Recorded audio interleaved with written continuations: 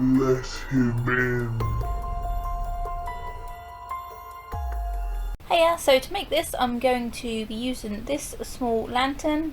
So it's kind of a similar shape to what Bray Wyatt used to use, but clearly this is a little Halloween one rather than a full-size lantern. I wanted to test it out on a small one first before I do make a big one. So I'm going to cover this in some cling film or cellophane, whatever you want to call it, just to protect it. And then I am going to get some plasticine and I'm going to basically make the head shape on top of the lantern.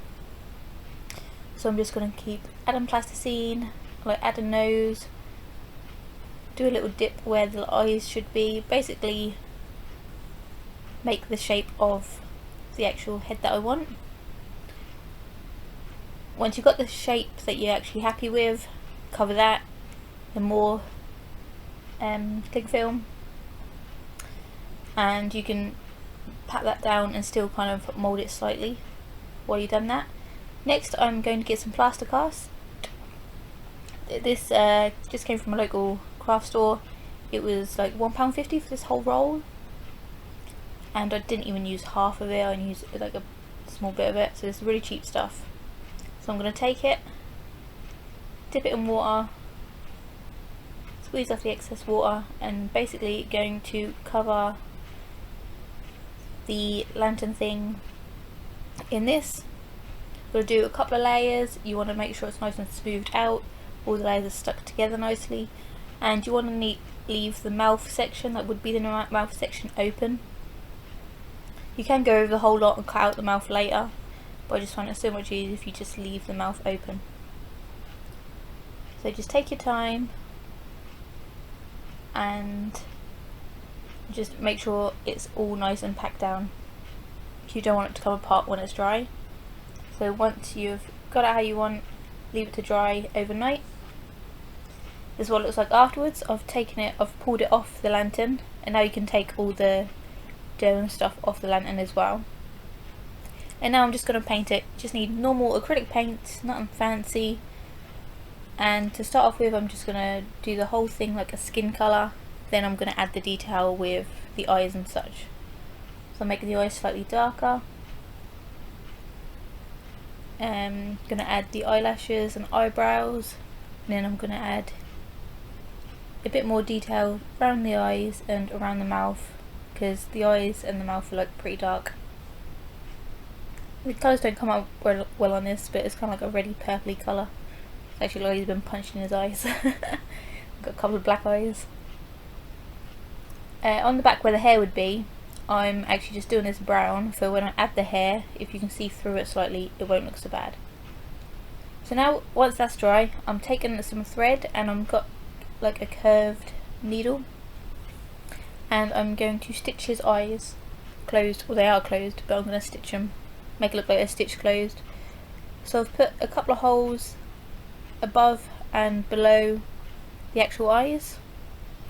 One end of the thread has a knot on it, so when I pull this through it won't come all the way through. And the reason I'm using a curved needle is just because it's easier for me to actually get the needle up through the back. If you're making a full-sized one, you can actually just use a normal straight needle, because your hand will be able to fit up there and you'll be able to put it through where you want to. Because it's a bit fiddly, I've used the curved needle. So I'm putting that through one hole. Be careful because you don't want this to fall apart. And I'm going to go down through one of the bottom holes. And I'm going to do this across both eyes. And then I'm just going to glue the end to the inside of the head, because there's no way of me putting a knot on the inside of the end of it. So I'm just going to glue that in place once I've done. So take your time with this because you don't want to ruin it. I did actually pierce holes first before sewing it, so I knew where I was going. And then next will be the hair. He does look quite rubbish, but once you put the hair on, he does look a lot better. So this is what it looks like with the eyes done. Now I've just put a slit in the top of the head to allow the handle through. So I'm going to feed that through, so that's in place. And then the final bit is the hair. So I'm taking some brown wool. This is the kind that you'd use for whatchamacallit, felting. So it's like felting wood, and I'm just taking it and just squeezing it in my hand, twisting it to kind of make the hair. So I'm not doing anything fancy, I'm not actually using it for felting, though that probably could work a bit better to create the hair strands. Then I'm going to get some of it and glue it and wrap it around the handle.